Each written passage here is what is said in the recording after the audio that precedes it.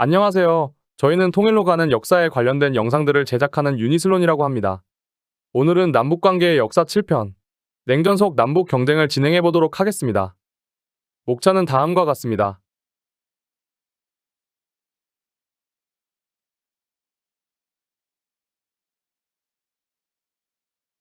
우선 한국 전쟁 이후 남한의 정치사를 짚어보도록 하겠습니다.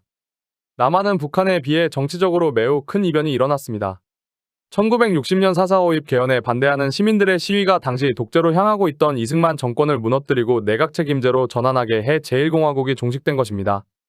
이로 인해 남북관계는 새로운 국면을 마주하게 되는 줄 알았으나 1961년 당시 육군소장이었던 박정희가 일으킨 군사 쿠데타에 다시 윤보선, 장면 내각을 끌어내리고 정치 체제를 대통령 중심제로 환원했으며 제2공화국을 무너뜨리고 제3공화국 군사정권에 돌입했습니다. 군사정권은 그동안 정치적 혼란에 의한 중앙집권적 통제력의 부재를 신속히 메꾸며 밀린 과업들을 쾌도난마로 처리하기 시작했고 산업화 역시 그중 하나였습니다. 그러나 이런 급격한 사회 체제의 변화는 이내 또 다른 사회 혼란을 야기했고 그 혼란을 틈타 북한은 적화통일을 강조하며 대남 도발을 강화하기 시작했습니다. 두 독재 정권은 서로의 절대성을 겨루는 냉전에 돌입하게 되었습니다. 북한은 1962년 4대 군사노선을 채택해 전군 간부화, 전국 요새화, 전민 무장화, 군 현대화 추진으로 군사력을 큰 폭으로 증강하려 했으며 적화통일을 위한 게릴라들을 대규모로 난파해 남한의 후방을 교란했습니다. 그런 전국에 1월 21일 청와대 습격 사건이 벌어졌는데 이는 1968년 1월 21일 북한 124부대 소속 무장군인 31명이 청와대를 습격하여 박정희 암살을 시도했으나 실패한 사건입니다. 결론적으로 박정희 대통령은 무사했고 북한 측의 공작이 실패로 돌아갔으나 이는 한미동맹을 공고히 하고 국가의 안보 체제를 대규모로 점검하게 하는 계기가 되었습니다. 또한 울진 삼청 무장공비 침투 사건도 발생했는데 이는 1968년 10월 30일부터 11월 2일까지 북한 무장공비 120여 명이 강원도 울진과 삼척 일대에 침투한 대규모 무력도발 사건이었습니다. 이 또한 이렇다 할 피해를 주진 못하고 끝났지만 이는 우리나라의 향토해비군 제도를 재정비하는 계기가 되었습니다. 이 일련의 사건들을 계기로 남한은 대북 정책을 다소 수정하게 됩니다. 우선 국가 안보 체제를 확립해 북한의 간첩들로 하여금 남한을 정탐하거나 게릴라 작전을 펼치는 것을 막으려 들었고 향토해비군 제도를 통해 전역 군인들로 하여금 혹시 발생할 수 있는 사건들에 신속히 대처하게끔 해서 치안 문제를 극복하려 했고 중앙정보부의 대북 정보 수집 능력을 강화했습니다. 또한 군사분 개선 일대의 감시 체계를 개선하고 대간첩 작전 능력을 향상시켰습니다. 한미동맹에도 변화가 있었습니다. 미국은 한국의 안보 불안을 우려하여 군사원조를 확대하고 한미동맹을 강화했고 존슨 대통령은 한국 방문을 통해 안보 공약을 재확인했습니다. 또한 유엔 안보리는 북한의 도발을 규탄하는 성명을 발표했습니다. 그러나 소련의 거부권 행사로 인해 실질적인 제재 조치는 이루어지지 않았습니다. 상임이사국 중 하나인 소련이 제재안에 동의하지 않았기 때문에 만장일치를 달성하지 못한 까닭이었습니다. 한반도의 주변국들은 이렇게 날이 갈수록 적대적으로 변화하는 남북관계를 보며 덩달아 긴장할 수밖에 없었습니다. 일본은 한국의 안보 불안이 자국에 미칠 영향을 우려했습니다. 중국과 소련은 표면적으로 북한을 지지했지만 과도한 모험주의에 대해서는 우려를 표명했습니다.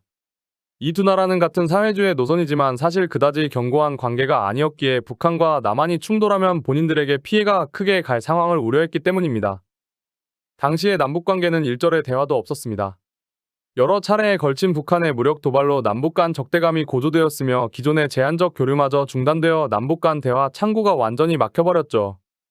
양측은 경제 발전과 군사력 증강에 박차를 가했습니다. 남한은 경제 개발 5개년 계획을, 북한은 7개년 계획을 추진하며 체제 우위를 다투었습니다.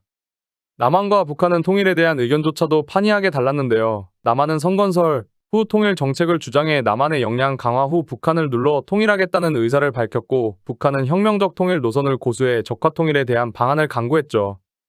그러나 1970년대 초 대탕트 분위기 속에서 양측 모두 통일 정책의 유연화를 모색하기 시작했다는 공통점이 있었습니다.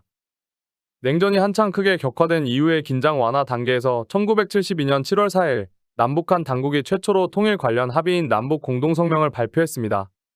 자주, 평화, 민족 대단결 원칙을 천명, 대탕트 분위기 속 남북관계 개선을 시도한 최초의 사례란 것이 매우 역사적인 사건이라 할 수 있죠.